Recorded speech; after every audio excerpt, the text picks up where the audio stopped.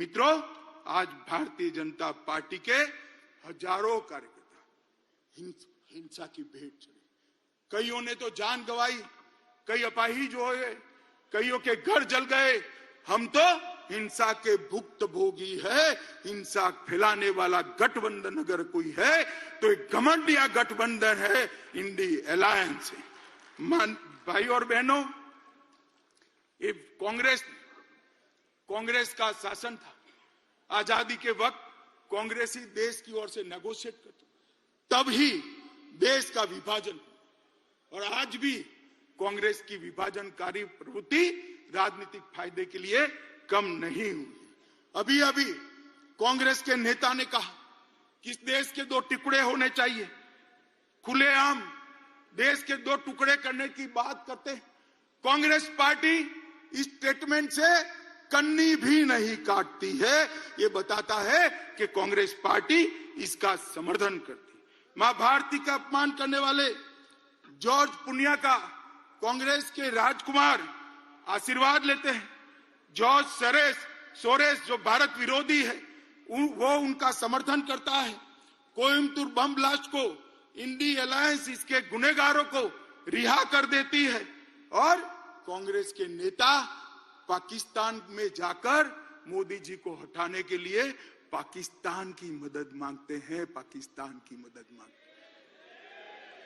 जब धारा 370 मोदी जी ने हटाई, राहुल गांधी का 370 के समर्थन में जो बयान था, वो पाकिस्तान ने यूनाइटेड नेशन में कोट अनकोट कर शर्म करो कांग्रेसी।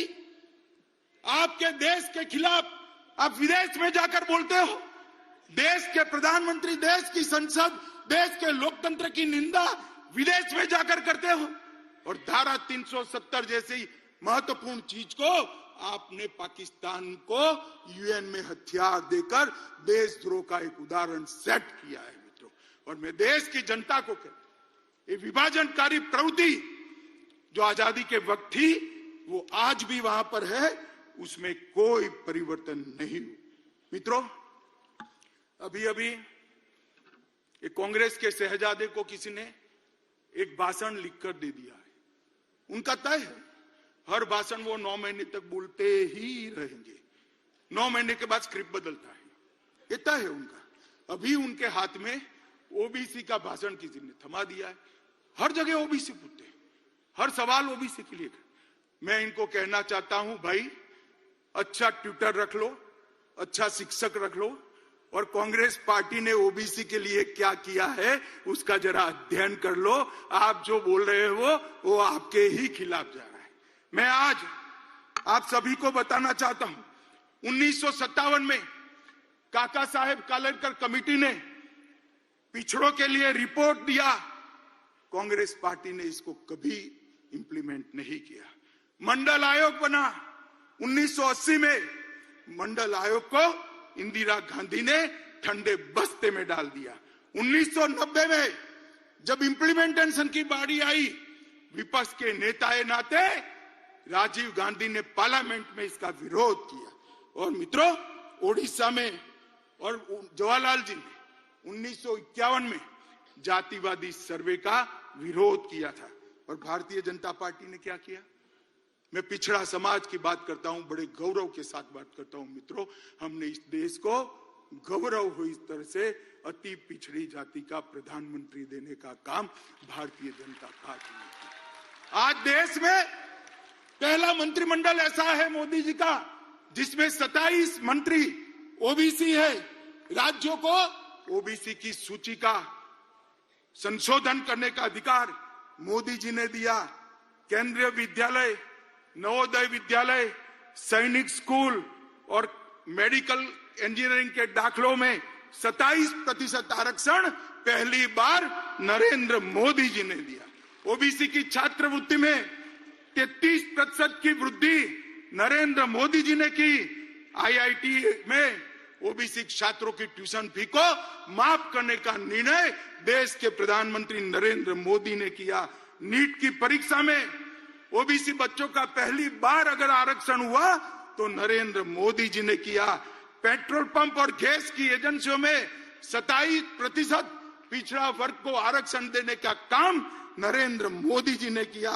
और ये जितनी भी गरीब कल्याण की स्कीमें बनी है उस सब में सबसे बड़ा बेनिफिशियरी अगर कोई है तो दलित, पिछड़ा और ओबीसी भाई है। राहुल गांधी, आप हमें क्या ओबीसी का कल्याण सिखाते हो? हम तो समाज के हर वर्ग को साथ में लेकर चलते हैं। जो पिछड़ा है उसको ज्यादा मिलता है, जो अकड़ा है वो अपने आप अपना शहर जाने देता है। मोदी जी ने इस देश की जनता का आह्वान किया, जिनको सुख है, संपत्ति है, ईश्वर की कृपा है, वो अपनी गैस की सब्सिडी छोड़ दे। 2 करोड़ से ज्यादा लोगों ने गैस की सब्सिडी अपने आप त्याग करी। मोदी जी ने करोड़ों गरीबों को फ्री ऑफ कॉस्ट गैस देने का काम किया। मित्रों, मोदी जी ने 10 साल के अंदर जातिवाद, परिवारवाद, भ्रष्टाचार, तुष्टीकरण को समाप्त कर दिया। इसके आधार पर राजनीति करते थे, इसके आधार पर अपनी राजनीति को आगे बढ़ाते थे। उनका स्वप्न, ये 4 आधारों पर सत्ता हथियाने का स्वप्न मोदी जी ने चूर चूर कर रख दिया। अब इस प्रकार के कलुषित मैंडेट वो प्राप्त नहीं कर सकते हैं। आज 10 साल में देश महान भारत, विकसित भारत का स्वप्न लेकर आगे बढ़ रहा है। दूर दूर तक सत्ता प्राप्ति की संभावना आज घमंड या गठबंधन को नहीं देखती है। इसके लिए वो लोग डिनायल मोड में आ गए, हर चीज में विरोध करते। धारा 370 और महिलाओं को अधिकार देने के कई मौके आए, वे विरोध करते रहे। 3 तलाक का विरोध किया, ओबीसी कमीशन का विरोध किया, कश्मीर में गुर्जर, बकरवाल, पहाड़ी वाल्मीकियों को रिजर्वेशन देने का विरोध किया। नारी शक्ति वंदन अधिनियम में भी कई सारे व्यवधान खड़े किए। हिंदू शरणार्थियों को नागरिकता देने का सीए का बिल, इसका विरोध किया। एक देश एक टैक्स, जीएसटी का विरोध किया। दलित को राष्ट्रपति बनाना, आदिवासी को राष्ट्रपति बनाना आपने आम सहमति नहीं होने दी। सर्जिकल स्ट्राइक और एयर स्ट्राइक कर मोदी जी ने भारत की सेना के पराक्रम को पूरी दुनिया में प्रस्थापित, आतंकवाद के सामने एक कड़ा मैसेज दिया। आपने उस वक्त भी, राहुल बाबा, आपने उस वक्त भी देश से साक्ष्य मांगे थे। शर्म करो, शर्म करो, सेना के जवान की शहादत पर आप साक्ष्य मांगते हो। मित्रों, भारत ने वैक्सीन का निर्माण किया। 100 से ज्यादा देशों में हमारा वैक्सीन गया। वैक्सीन के माध्यम से आज 140 करोड़ का देश कोरोना से सुरक्षित हुआ। उसको भी मोदी वैक्सीन कर आपने बदनाम करने का प्रयास किया। मगर देश की जनता ने भी, आज भी कोई वैक्सीन लेने जाता है तो कहता है मोदी वैक्सीन दे दो भाई, मेरी इम्यूनिटी खत्म हो गई। Digital economy, direct benefit transfer, इसका विरोध किया। नई संसद बनाई। इतनी भव्य संसद देखकर आज पूरी देश की जनता पुलकित है, गौरवान्वित है। इसका भी आपने विरोध किया। कर्तव्य पथ बना, आपको राजपथ नाम अच्छा लगता था, कर्तव्य पथ का भी विरोध किया। भारत मंडपम में कोर्ट से उसको रोकने का प्रयास किया। यशोभूमि को भी रोकने का प्रयास किया। डाटा प्रोटेक्शन का विजनरी बिल, इसका भी विरोध किया। और अंत में रामलल्ला की प्राण प्रतिष्ठा का भी आपने विरोध किया। मित्रों, एक कांग्रेस डिनायल मोड में आ चुकी है। पूरे देश की जनता को मैं कहना चाहता हूं, 5 साल का पार्लियामेंट के अंदर कांग्रेस का हिसाब किताब निकालिए। इन्होंने पार्लियामेंट के अंदर शोर शराबे और बहिष्कार के अलावा कुछ नहीं किया।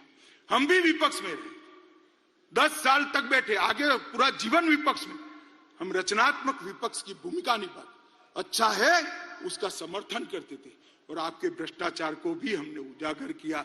मगर आपने, क्योंकि भ्रष्टाचार है नहीं, बाहर जाना ही उचित समझा।